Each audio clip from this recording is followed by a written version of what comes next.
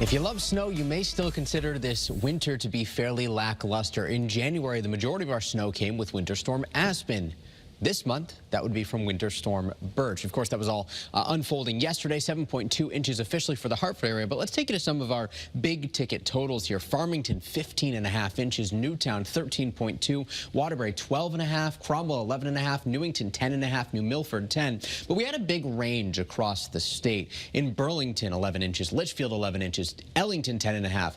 New Haven came in at 8. New London, 3.3, and Canaan coming in at 3 inches on the dot. So a little bit less across the southeastern shoreline, a little bit less across the northwest hills. And we had that band that set up across central Connecticut, which really dropped some of the highest totals. Our ICAM here in Middletown showing the roads are in great shape.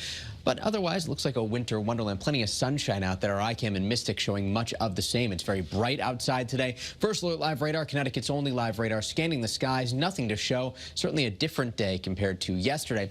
Plenty of sun on the way for the remainder of the evening, which means good weather if you're planning to head out. Just keep the jackets nearby. Temperatures themselves in the lower 30s, but it feels more like the low 20s, even the teens at times. Wind gusts across the state are between about 25 to 35 miles an hour. So as soon as you step outside, you notice how blustery it is. 35-mile-an-hour gust right now in Willimantic, 32 at Bradley and Winter Locks. We're expecting tomorrow to start off in the teens, and then as we get through the afternoon, we'll begin to see clouds increase. Tomorrow a little bit milder than today, though.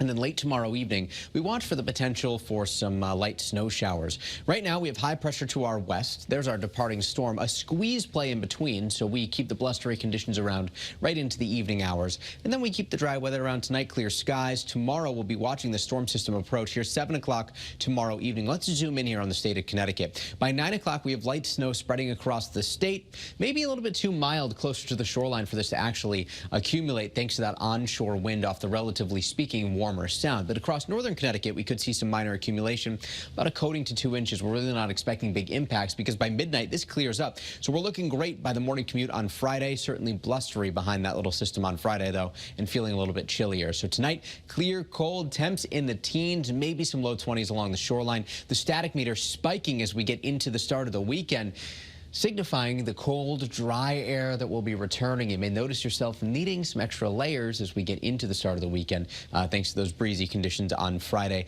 Maybe some light snow showers Saturday, too. We'll be tracking another system, and depending on the track, we could see light snow showers, but it appears to be a very low-impact event, similar to what we will see tomorrow night. Temperatures will trend downward a little bit to start off the weekend. We start to see temperatures tick up Sunday into Monday, and then by Tuesday next week, we're actually forecasting 40. So today, Valentine's Day, certainly the chilliest out of the next 7.